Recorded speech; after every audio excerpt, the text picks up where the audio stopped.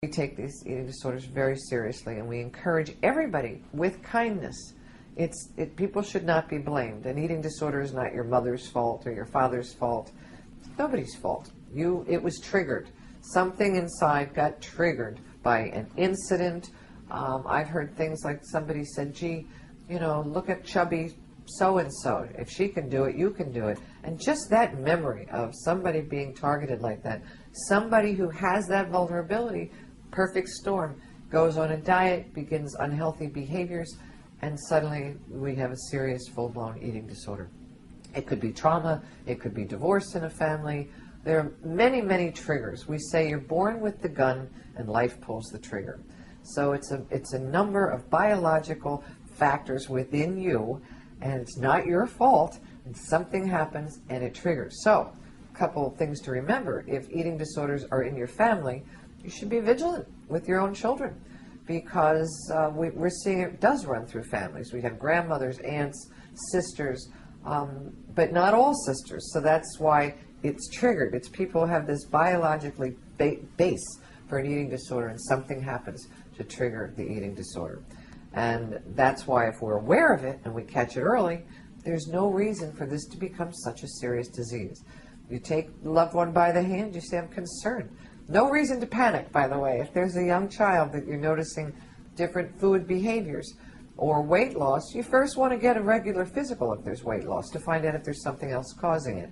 But if you're seeing different behaviors, playing with the food, maybe suddenly becoming a vegetarian out of the blue. I've met more vegetarians in my years here, and I'm not critical of vegetarians, that's not the point. But we find that that seems to be a little escape hatch for people who are trying to lose weight. They suddenly declare a new relationship with the foods. Avoiding meals, that's a very common symptom. Leaving to go to the bathroom after every meal, again, a common symptom. One of the challenging things for a parent is there's mood swings with an eating disorder, but show me a teenager without some mood swings. So a lot of times parents are in denial. They just assume it's because typical teenage. And we have to be aware of that. So if it's typical teenage mood swings, and then you also see some behaviors with food, take it more seriously. Not, again, in an accusatory way. It's you approach your child, you say, I'm concerned. I'm noticing some changes in your behavior and your attitudes. Is something bothering you? And you don't have to accuse, I think you have an eating disorder. That's not what this is about. It's about, I'm concerned about you. I'm feeling that you're not as healthy as you were, and I'm really, that's what we're concerned about here. It's your health.